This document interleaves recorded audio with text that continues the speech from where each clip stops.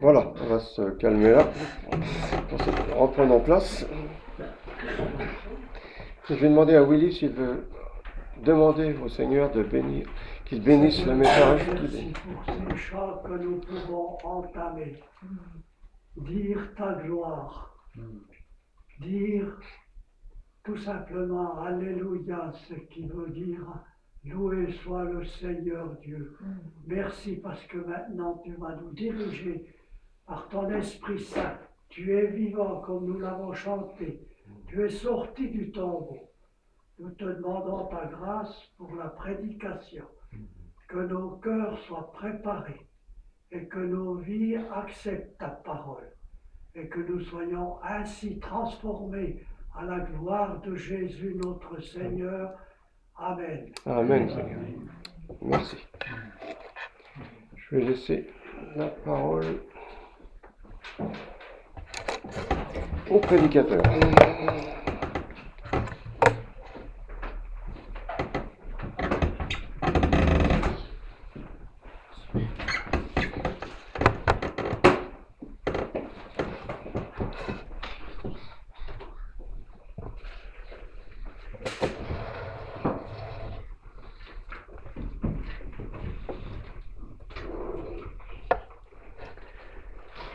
Eh bien, bonjour à tous. Je voudrais commencer ce matin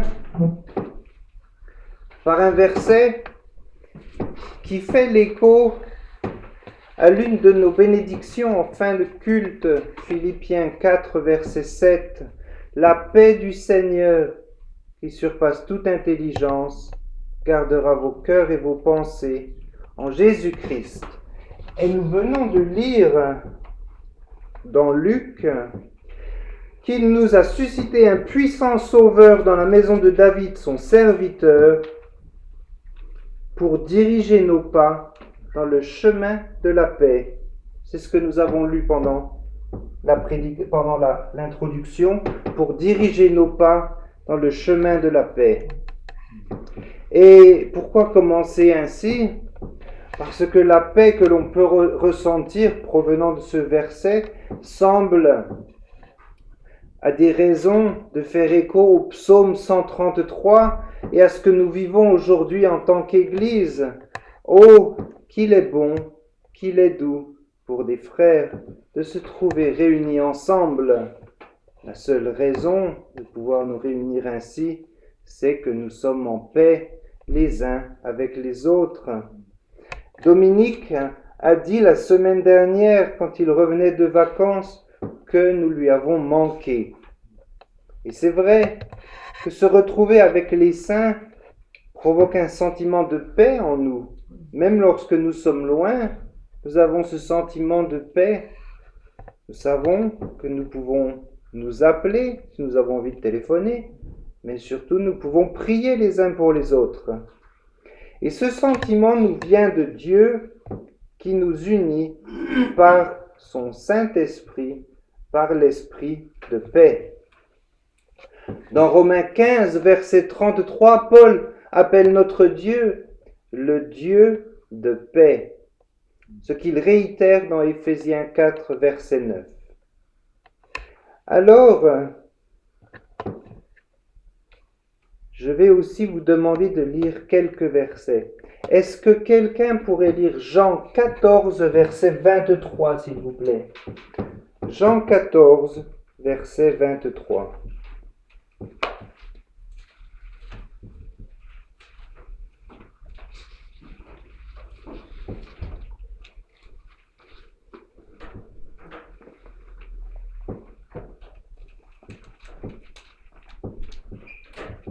Jésus lui répondit, « Si quelqu'un m'aime, il gardera ma parole et mon Père l'aimera. Nous viendrons à lui, nous ferons notre demeure chez lui. » Alors Jean 14, verset 23, « Moi je vous laisse la paix, je vous donne ma paix. Je ne vous donne pas comme le monde donne, que votre cœur ne se trouble point et ne s'alarme point. » Alors, je ne sais pas qui a... C'est pas la bonne référence. Est-ce que quelqu'un pourrait lire Romains 14, verset 17, s'il vous plaît ?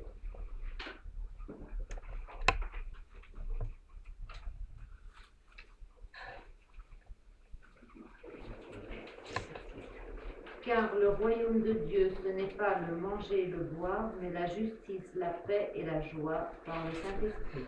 Amen. Voilà, donc nous avons, il faudra changer la référence, mais nous avons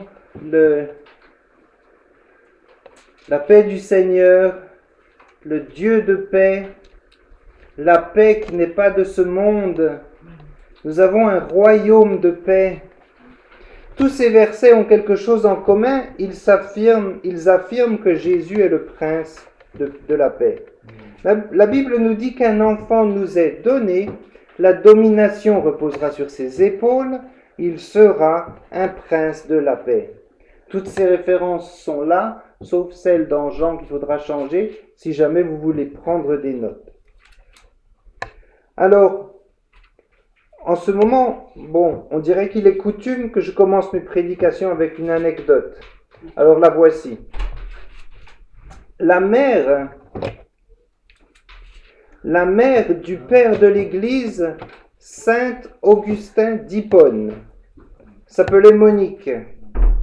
La mère du père de l'Église, Saint Augustin d'Hippone, s'appelait Monique. Elle possédait apparemment cette grâce. Nous parlons de la paix. Cette grâce de posséder la paix en abondance. Dans le livre 9 de ses Confessions, Augustin loue Dieu pour cela. Alors profitons d'un peu de littérature du IVe siècle. Augustin, parlant de sa mère, s'exprime en ces mots. « Tu as aussi accordé ce grand don, ô mon Dieu, ma miséricorde, à ta bonne servante, dans le sein duquel tu m'as créé.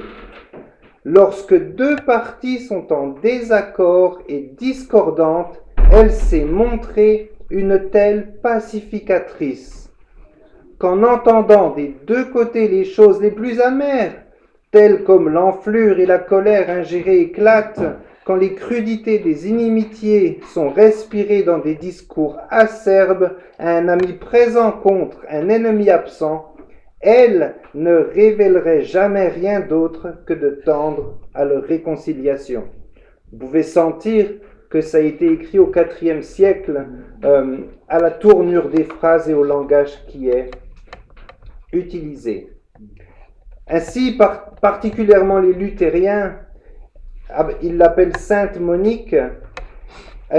Sainte Monique, la mère de Saint Augustin, était bénie par ce don de faire la paix, et elle sera toujours rappelée, grâce à ce que Saint Augustin a écrit, à ses confessions, elle sera toujours rappelée comme un enfant de Dieu à cause de ce don, nous l'avons dit, de rechercher la paix. Et cela a eu une influence sur Augustin, et vous savez peut-être que Augustin a eu une influence énorme sur l'Église, et donc une influence sur nous-mêmes.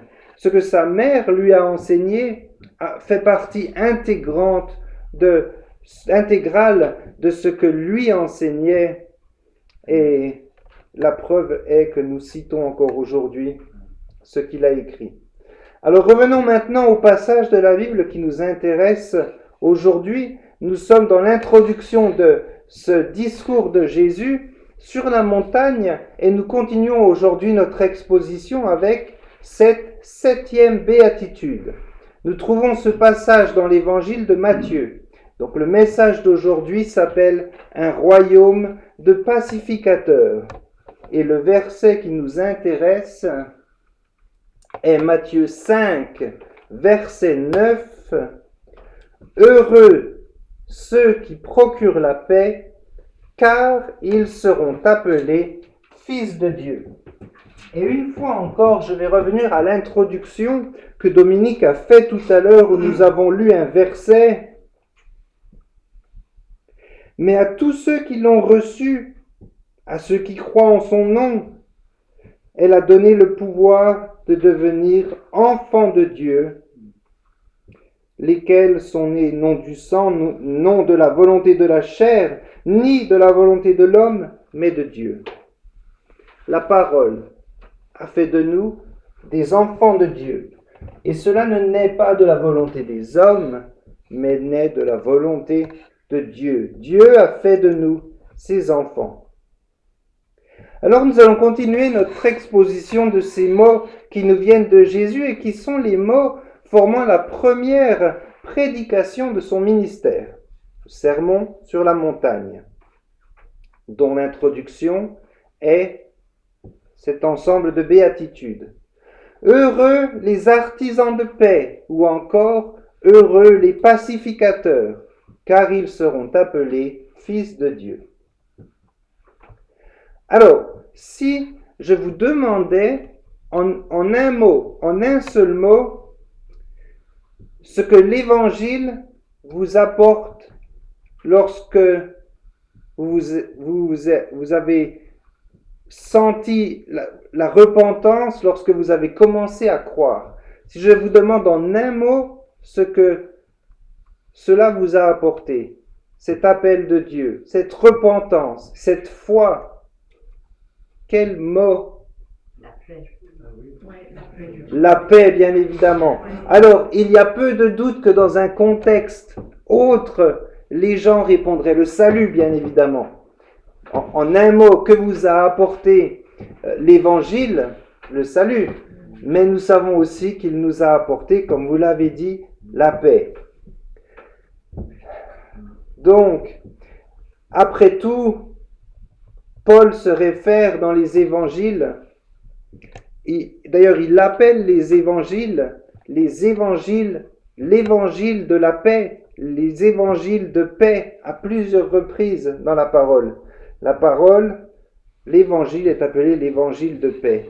Alors nous lisons aujourd'hui la 7e des 8 béatitudes, et la lire c'est comme monter un escalier, c'est ce que je vous ai expliqué déjà dans les prédications précédentes, chaque béatitude nous amenant plus haut. Cette béatitude nous donnant encore une fois une marque distinctive d'une personne étant un vrai enfant de Dieu, étant un vrai croyant en Jésus-Christ. Cette personne dont nous parlons se fait connaître comme un faiseur de paix ou comme une personne qui procure la paix. La vérité est que les personnes qui ont trouvé la paix en Dieu sont les mêmes personnes qui essaient de promouvoir la paix entre les hommes. Une personne ayant trouvé la paix en Dieu au travers de l'Évangile sera une personne qui sera rapide à faire la promotion de la paix avec les autres. Regardons donc ce verset ensemble.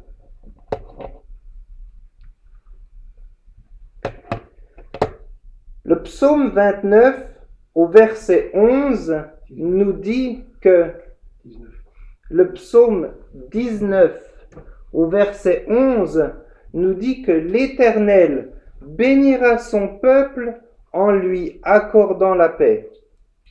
L'Éternel bénira son peuple en lui accordant la paix. C'est exactement ce que Jésus fait ici, nous bénissant avec cette béatitude, faisant de nous des filles et des fils par la paix qu'il nous donne en Dieu.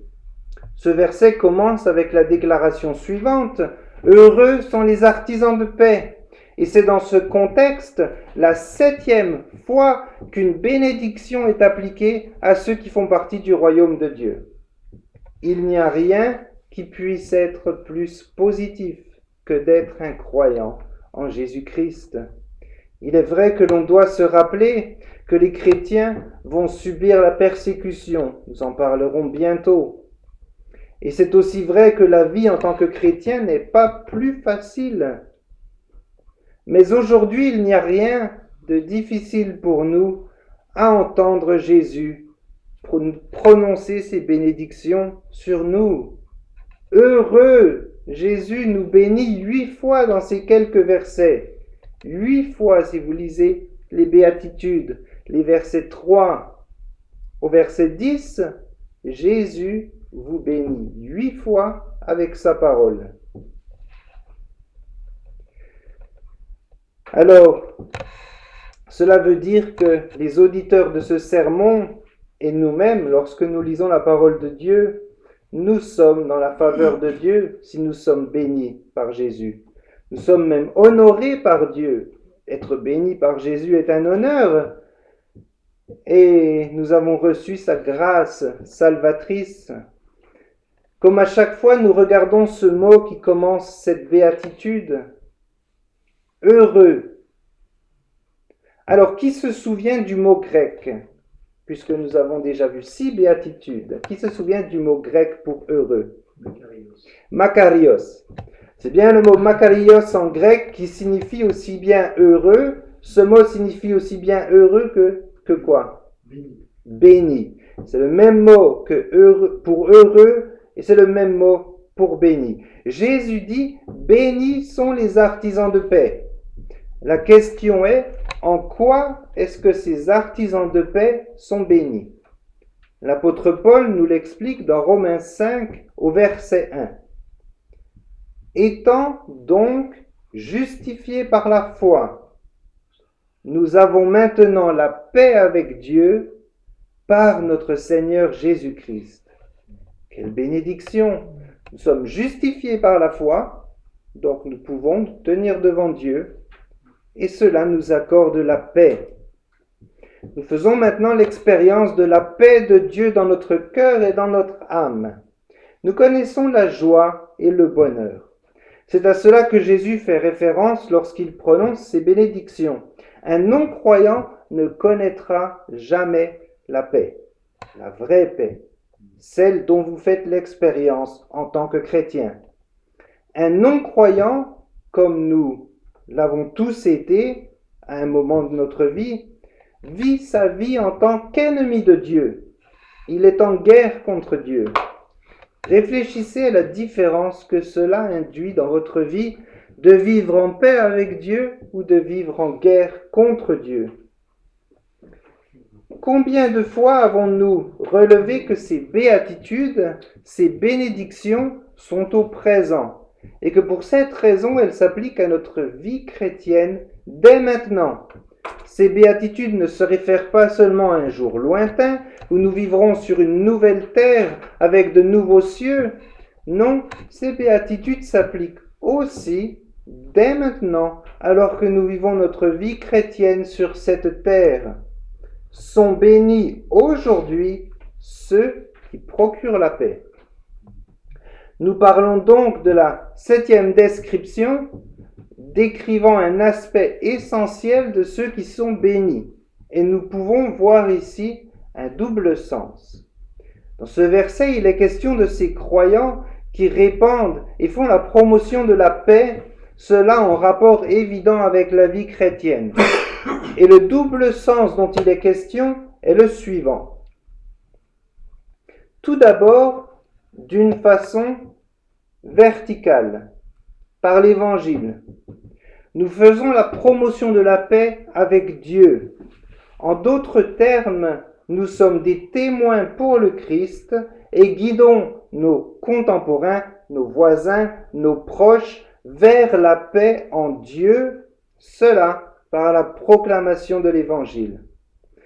Proclamer que nous sommes en paix avec Dieu implique évidemment le fait que nous étions avant en guerre contre lui, comme je l'ai déjà dit.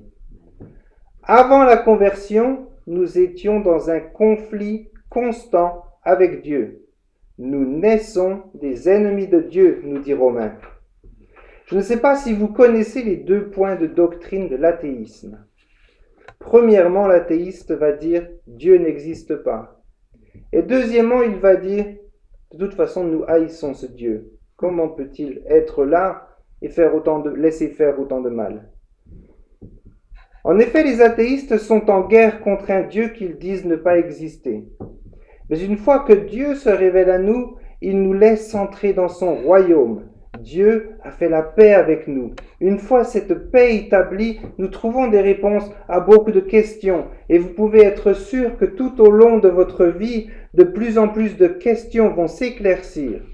Mais aussi, nous ne sommes plus agités par notre punition à venir, la mort, qui est le salaire du péché. Une fois en paix avec Dieu, nous savons que cet ennemi a déjà été vaincu. Nous savons qui nous sommes, où nous allons et pourquoi. Nous savons par l'Écriture, ainsi que par l'expérience, que les pécheurs non rachetés ne sont actuellement pas en paix, et cela malgré qu'ils essaient de se convaincre tant bien que mal qu'il est possible de trouver la paix en dehors du Christ. Les personnes non régénérées sont éloignées de Dieu et l'éloignement de notre Créateur est le lot de tous les descendants naturels d'Adam avant qu'ils ne connaissent le Sauveur. Nous en avions parlé avec la première béatitude. Nous sommes nés dans le péché et ainsi nous sommes non seulement éloignés de Dieu, mais aussi en inimitié avec lui, et cela jusqu'à ce que nous entrions dans l'alliance, faisant l'expérience de la promesse du salut. Avant, toutes nos désobéissances étaient des insultes à Dieu. Maintenant, elles sont toujours des insultes, mais nous sommes pardonnés. À notre tour maintenant d'apprendre à pardonner. Vivre en dehors de Jésus, c'est être ami avec le monde et c'est haïr Dieu. Cela nous amène naturellement à approuver la méchanceté et la culture de la mort. Il n'y a qu'à regarder les nouvelles pour voir la folie du monde et les lois antibibliques qui passent sans notre accord, des décisions comparables aux offrandes à Moloch dans l'Ancien Testament. Nous méritons bien justement la colère de Dieu. L'apôtre Jacques va jusqu'à nous appeler adultères. Ne savez-vous pas que l'amour du monde est inimitié contre Dieu? Celui donc qui veut être ami du monde se rend ennemi de Dieu. Afin d'avoir la paix, nous avons besoin d'un médiateur, une personne ou des personnes qui peuvent représenter les deux parties du différend existant et aider à effectuer la réconciliation. Pour les êtres humains en inimitié avec Dieu, il n'y a qu'un seul médiateur, l'homme Dieu Jésus-Christ. Il y a des versets dont nous voulons nous rappeler par cœur. Celui que je vais quoter maintenant est effectivement un verset pratique à connaître, particulièrement lorsque nous sommes amenés à partager la parole avec des frères et sœurs d'une obédience religieuse différente, quelle que soit la religion, certains pensant même être chrétiens.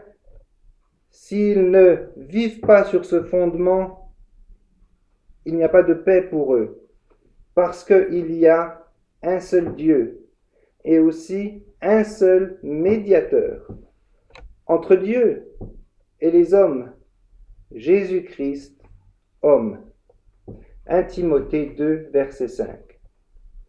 C'est bien Jésus-Christ en tant qu'homme qui nous réconcilie avec Dieu, nous les hommes, car Jésus-Christ n'est pas seulement homme, mais il est aussi Dieu. Il est le médiateur d'une nouvelle alliance qui garantit un héritage à ceux qui croient en son nom. Étant pleinement humain, notre Sauveur est capable de représenter son peuple, des humains, et ses intérêts, c'est-à-dire en tant que Dieu, nous représenter devant lui. Il est donc aussi parfaitement juste et représente ses disciples, des hommes, devant notre Saint Créateur, Dieu, car Jésus est homme et est Dieu. Il peut donc comprendre les hommes et il peut se présenter devant Dieu et faire ce pont dont nous avons besoin entre l'homme et Dieu.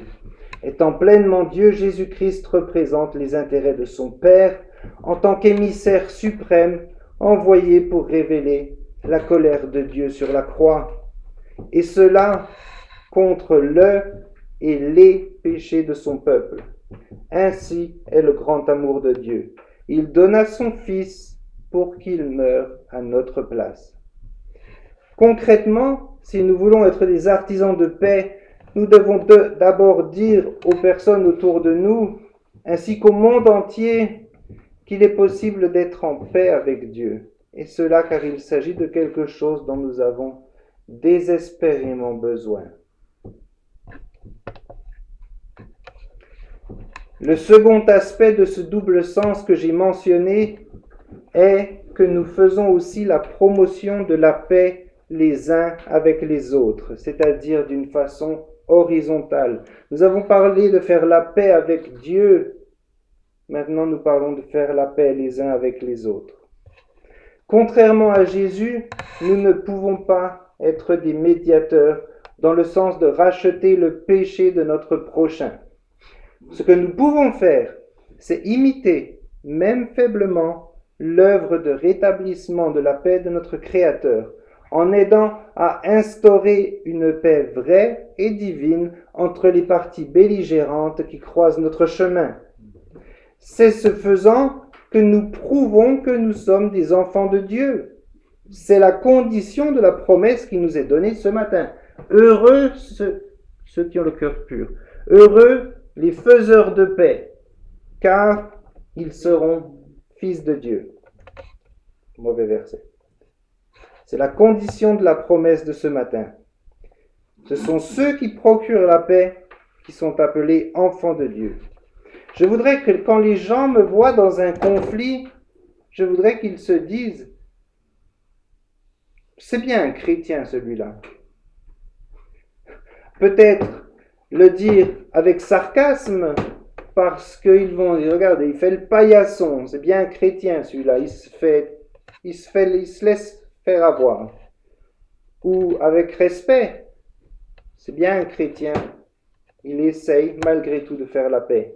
C'est ce que je voudrais que les non-chrétiens disent de moi. Peu importe s'ils le disent avec respect ou sarcasme, car à ce moment-là, je suis affilié par les non-croyants avec notre Père au ciel. Tout cela commence par être en paix avec les frères et sœurs de la même maison que nous, comme le dit la Bible, c'est-à-dire avec les autres croyants. Et cette paix s'étend ensuite en direction du monde. Être en accord dans l'Église et partager un seul esprit, frères et sœurs, cela va de soi, et pourtant, tellement d'églises sont en conflit que c'est parfois difficile de dire que nous croyons dans le même Dieu. En d'autres termes, les habitants du royaume de Dieu ne sont pas des personnes qui créent des conflits insultant les uns avec les autres. Nous devons être des constructeurs de ponts, si je puis dire, d'une personne à une autre. Nous voulons être des conciliateurs, des réconciliateurs, des médiateurs, etc., recherchant les points d'agrément communs, essayant de nous entendre les uns avec les autres, faisant la promotion de la paix. C'est ce que Jésus dit avec cette béatitude. Ceux qui sont dans le royaume de Dieu ne sont pas diviseurs de personnes inutilement, mais sont des rassembleurs, que ce soit dans la famille, que ce soit au travail, que ce soit à l'école ou à l'église ou n'importe où dans la société. Je vais vous dire une chose, c'est la raison pour laquelle l'organisation missionnaire qui aide les orphelins, avec qui je travaille en Thaïlande, s'appelle Association Unité Solidaire. Pardon. Parce que nous voulons former une unité en tant qu'église, en tant que groupe, en tant que famille, et cette unité va être solidaire des enfants orphelins ou des personnes dans le besoin. Jésus dit « Heureux et bénis sont ceux qui procurent et promeuvent cette paix, car ils seront appelés fils de Dieu. » Être appelé fils de Dieu est donc bien la reconnaissance d'une personne faisant partie du royaume de Dieu. Étant né de nouveau et régénéré, nous sommes maintenant des enfants de Dieu. C'est vraiment une marque distinctive d'un vrai croyant en Jésus-Christ. C'est une marque distinctive car elle est reconnue par les personnes qui nous entourent et ils nous reconnaissent comme des fils et des filles légitimes du Très-Haut. Mais cela seulement si nous sommes effectivement des faiseurs de paix. Ainsi, nous ne voulons pas être inutilement des contestataires, particulièrement concernant les choses de ce monde.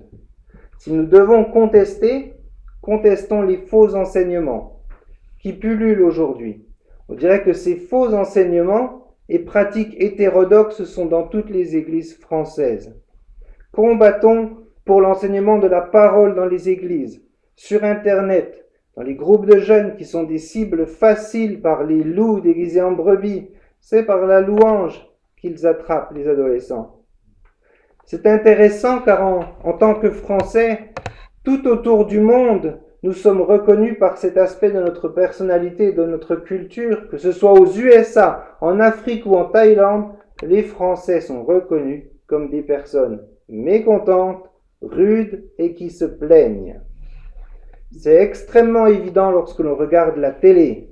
Les Français aiment contester, faire la grève, manifester, etc. Et je ne suis pas du tout en train de donner mon avis sur les différents mouvements sociaux.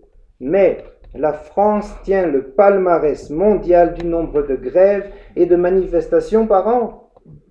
Cependant, nous ne voulons pas être des personnes faisant la promotion de la division entre les gens, mais au contraire, nous voulons faire de notre mieux pour amener les gens à se retrouver. Et en tant que chrétiens, ce dont nous sommes sûrs est que la vraie unité ne se trouve uniquement que dans l'Évangile et en Christ. La vraie unité ne se trouve que dans l'Évangile et en Christ, et c'est la raison pour laquelle nous devons proclamer et répandre l'Évangile. C'est la seule solution possible si nous voulons vraiment procurer la paix, si nous voulons réellement être des artisans de paix. Alors que cela signifie-t-il d'être un faiseur de paix? Que faire s'il y a dans notre vie ou dans notre travail ou dans notre famille quelqu'un avec qui il semble impossible de faire la paix? Quelqu'un qui ne veut pas faire la paix avec nous. Quelqu'un qui rend notre cœur lourd et avec qui nous aimerions bien nous réconcilier, mais avec qui il semble que chaque jour qui passe nous amène de plus en plus loin de cet objectif de réconciliation. Comment répondre à ce type de situation? Nous avons tous plus ou moins rencontré ce genre de situation. J'imagine que nous parlons maintenant d'une personne qui ressemble à un porc-épic, ayant sûrement du bon en elle, mais dont il est dur de s'approcher sans se blesser. J'imagine que la plupart d'entre nous comprennent cette image. Savez-vous comment on appelle un groupe de porc-épics? Comment est-ce qu'on appelle un groupe de chiens? Une meute. Comment est-ce qu'on appelle un groupe d'oiseaux ou d'abeilles? Un essaim. Un groupe de porc-épics s'appelle un aiguillon. La semaine dernière, j'avais rendez-vous avec un aiguillon.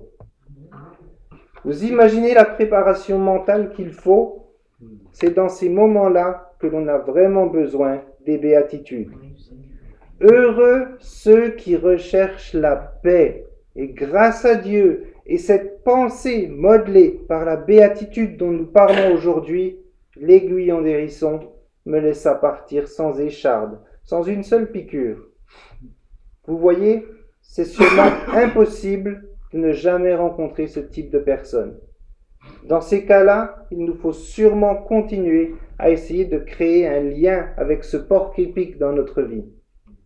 Je veux dire que nous devons, avec ces personnes difficiles, d'essayer de sourire, de les approcher avec des mots positifs, en essayant de démonter ce mur que ces personnes construisent autour d'elles. Il s'agit parfois de personnes très négatives qui parlent d'une façon toujours négative, des personnes toxiques, comme on dit parfois. Il me semble que cela doit être un défi pour nous, un défi où nous devons démontrer de la positivité. Plus la négativité de la personne en face de nous est grande, et plus nous voulons essayer de lui infuser de la positivité. Tout cela, bien évidemment, dans la mesure du possible. Il se trouve que bien souvent, les personnes qui cherchent à diviser et qui ne souhaitent pas de réconciliation sont des personnes tristes et désespérées. Et pour cette raison, ces personnes ont développé un don pour rendre les autres personnes autour d'elles aussi tristes et désespérées qu'elles-mêmes le sont. C'est la véritable raison pourquoi ces gens-là ont vraiment besoin de l'Évangile. Ces personnes qui bien souvent se sentent intérieurement misérables ont besoin de ce bonheur, de cette bénédiction que Jésus donne, plus que toute autre personne. Mais bien souvent, ces gens peuvent sembler inatteignables. Ce dont elles ont le plus besoin est qu'on leur parle du Christ. C'est vrai qu'en France, Ce n'est pas une chose facile à dire ou à entendre. Et pourtant, c'est notre mandat en tant que chrétiens. Il s'agit de notre appel, si nous voulons vraiment procurer la paix. Pas seulement dans les situations faciles, mais surtout dans les situations difficiles. Parce qu'il est évident que c'est Jésus qui est le plus nécessaire. Savez-vous qu'il est autorisé de parler de Jésus en France, contrairement à ce que l'on dit souvent? Il est autorisé de parler de Jésus en France au nom de la liberté de pensée, de conscience et de religion. Le prosélytisme est autorisé dans la rue, sauf s'il trouble l'ordre public. J'ai cherché ça sur Internet et c'est vrai, nous pouvons parler de Jésus à la première personne que l'on croise, aussi longtemps qu'on ne la trouble pas. Alors n'ayons pas peur de dire que nous sommes chrétiens et de témoigner, car c'est ce que nous avons de meilleur à offrir. Mais plus que cela, la grande commission est un ordre du Christ.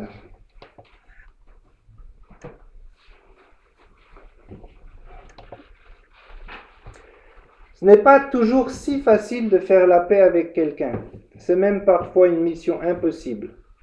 Je crois que c'est indispensable de dire que dans ces situations, il peut potentiellement y avoir quelque chose dans notre propre vie auquel nous ne faisons pas attention.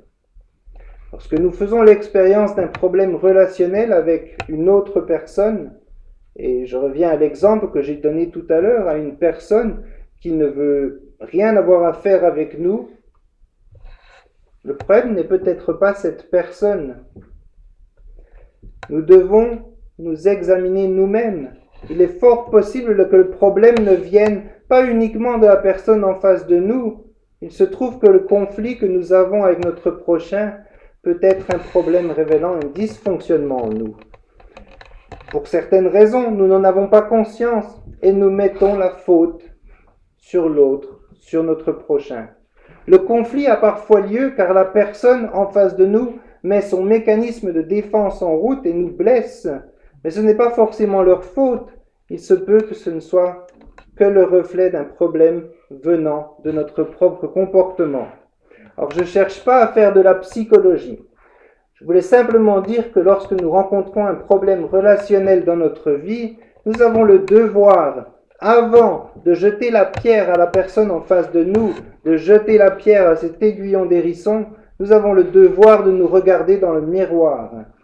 Il est fort possible que nous ayons une paille dans l'œil qui déforme notre vision, voire même une poutre qui nous rende complètement aveugles.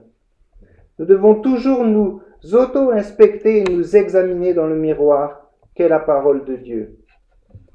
Et puis lorsque nous voulons faire la paix avec quelqu'un, se pose aussi la question de savoir où est la limite, c'est-à-dire cette limite où nous ne devrions plus essayer de faire la paix. Je ne parle pas de pardonner, je parle d'essayer de faire la paix.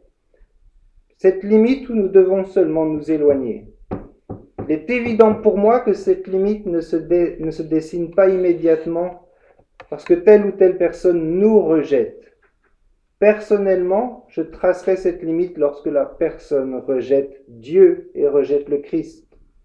C'est dans ces moments-là que nous ne voulons pas jeter nos perles devant les pourceaux, parler d'une façon proverbiale. Nous devons parfois être prêts à souffrir une offense personnelle. Lorsque Jésus nettoyait le temple, il ne le fit pas car les vendeurs présents s'en prenaient à lui, mais il le fit car ces escrocs s'attaquaient à son Père en faisant de son temple un repère de voleurs. Nous devons toujours faire attention à ce que le centre de notre intérêt dans tous nos conflits soit le Christ, que ce centre soit Dieu.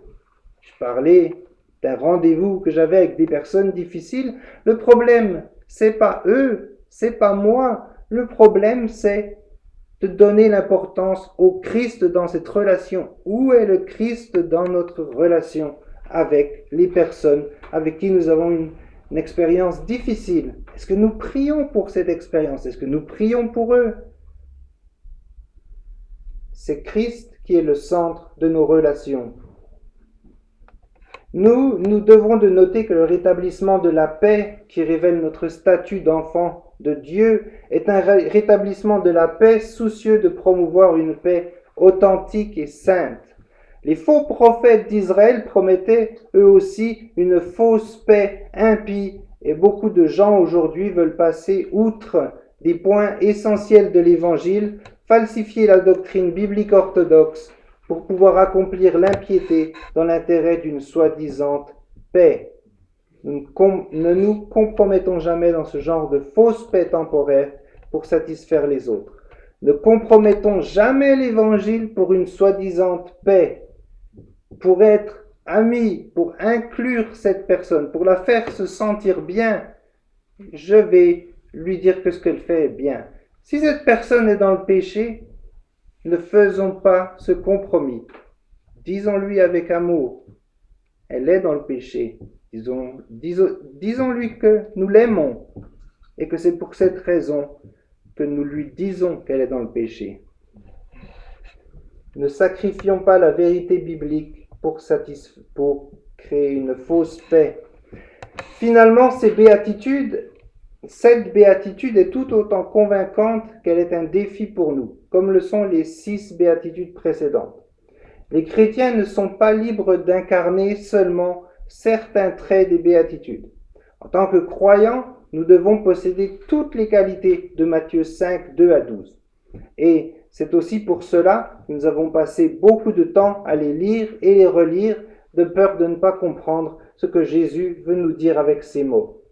Aujourd'hui, nous avons vu que Jésus prononce également la bénédiction de Dieu sur les artisans de paix. Et cette parole ne peut être séparée de la paix que Christ a apportée à la croix. Le rétablissement de la paix est intimement lié à l'œuvre du Christ, qui consiste à rassembler les choses divisées et réconcilier les aliénés. C'est Chrysostome qui disait cela. La paix consiste à rassembler les choses divisées et réconcilier les aliénés. Chrysostome qui était lui aussi un père de l'Église.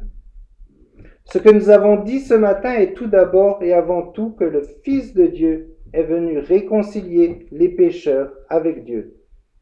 Jésus utilise son Église pour étendre cette réconciliation.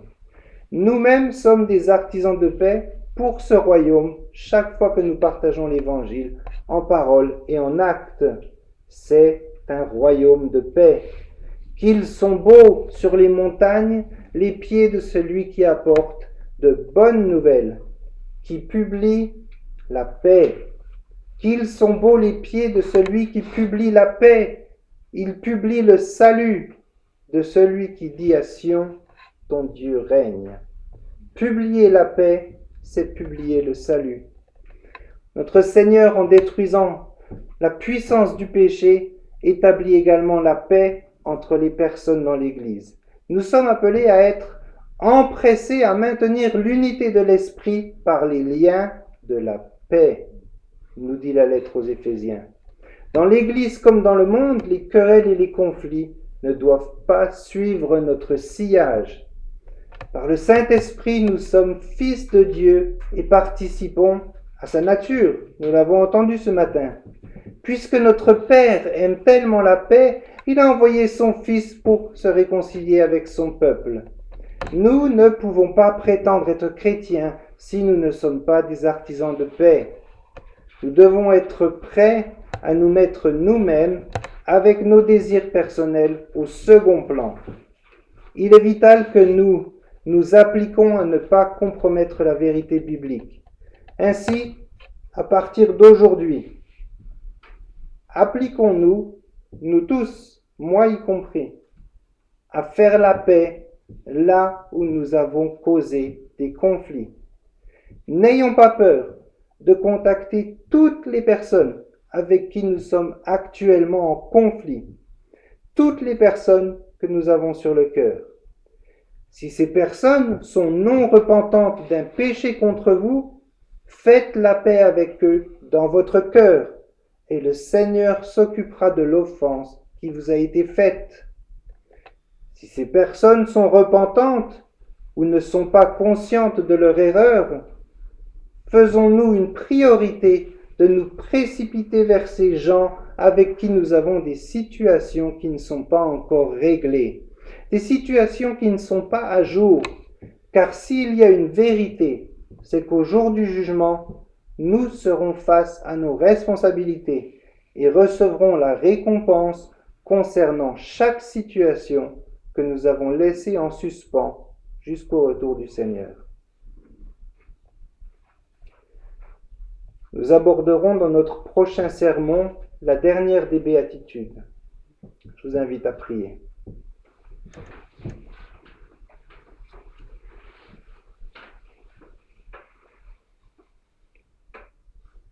Seigneur, ta parole nous dit que les humbles hériteront de la terre et qu'ils jouiront ainsi d'une grande paix. Cela est vrai, car grande est la paix de ceux qui aiment ta loi. Rien ne peut les faire chanceler.